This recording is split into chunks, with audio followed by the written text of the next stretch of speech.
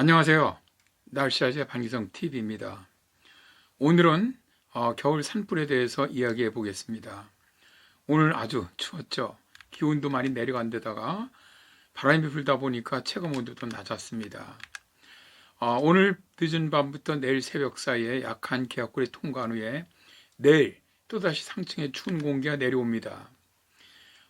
지금 저 지상 일기도를 한번 보시면 중국 상해 쪽에 위치하는 고기압이 오늘 밤에 동쪽으로 빠져나가고요. 현재 몽골 지역에 위치해 있는 시베리아 고기압이 내일 다시 우리나라로 확장해 내려옵니다. 따라서 내일은 서울 지역 기준으로 아침 최저 영하 9도, 낮 최고 영하 5도로 종일 영하권에 바람이 매우 강하게 불면서 체감 온도도 낮에는 거의 영하 10도 이하로 춥겠고요. 모레 아침에 서울 영하 11도로 추위는 지난번 일요일에 주간기상 제가 말씀드렸던 것처럼 이번 주에는 평균보다 추운 날씨가 지속되겠습니다. 이렇게 날씨가 추워지고 바람이 강하게 불면 산불이 많이 발생하죠.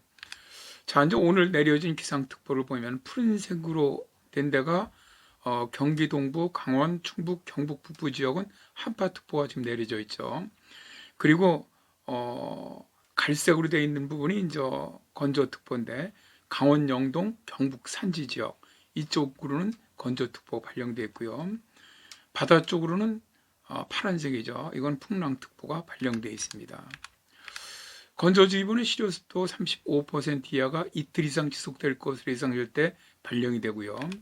건조경보는 실효습도 25% 이하가 이틀 이상 계속될 것으로 예상될 때 발령이 됩니다. 자, 이제 우리가 실효습도 얘기 나오는데 목재의 건조도를 장기간 수치화해 본 것이 실효습도라고 우리가 얘기를 하는데요. 실효습도가 50% 이하면은 인화가 쉽고요. 40% 이하에서는 불이 잘 꺼지지 않고요. 30% 이하일 경우에는 자연 발생적으로 불이 날 가능성이 큽니다.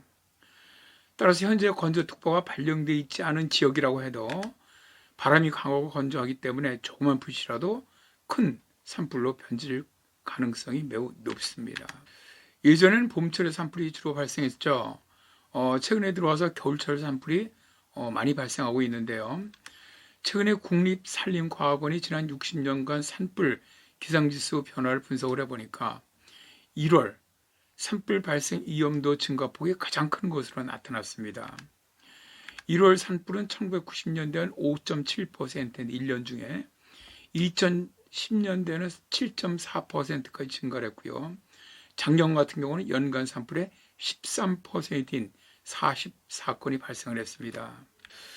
이 산불이 무서운 것은요, 다시 원상복구시키는데 거의 40년에서 100년이 걸릴 만큼 자연 생태계를 파괴시켜 버립니다. 그런데 최근 2011년에서 2020년까지 10년 동안 평균 산불 발생 원인을 보니까 입산자의 실수로 발생한 산불이 평균 159건입니다. 그러니까 전체 산불의 34%고요. 쓰레기 소각이 85건으로 18%, 논과 팥두렁 소각이 72건으로 15%, 담뱃불 실화가 24건으로 5%를 차지합니다. 그러니까 실은 산불 같은 경우는 사람들에 의한 실화가 거의 대부분이라는 것이죠. 따라서 산행전에는 산림청 홈페이지를 통해서 출입 가능한 등산로를 꼭 확인을 해줘야 합니다. 그리고 산에 가실 때는 성냥이나 라이터를 가져가시면 안 되고요. 담배도 피워서는 안 되고요. 물론 당연히 산에서는 취사, 야영도 하시면 안 됩니다. 만일 산에서 산불을 발견을 했다면 산림청과 소방서, 경찰서, 시도 및 시군구에 먼저 신고를 해야만 합니다. 어느 곳에든 빨리 신고를 해주면 됩니다. 초기에 작은 산불을 진화할 때는 외투를 이용해서 진화가 가능하지만 산불 규모가 커지면 위험하기 때문에 산불 발생 지역에서 멀리 떨어진 누이나 밭, 공터 등의 안전지대로 신속히 대피해야 합니다. 산불로 말 위험에 처했을 때는 바람을 등지고 주변에 낙엽이라든가 나뭇가지 등의 불이 잘 붙는 것들을 신속히 제거해 준 다음에 119나 112로 신고를 한 다음에 낮은 자세로 엎드려서 구조를 기다리시는 것이 가장 안전합니다. 작년에 전 세계적으로 대형 산불이 정말로 많이 발생을 했습니다.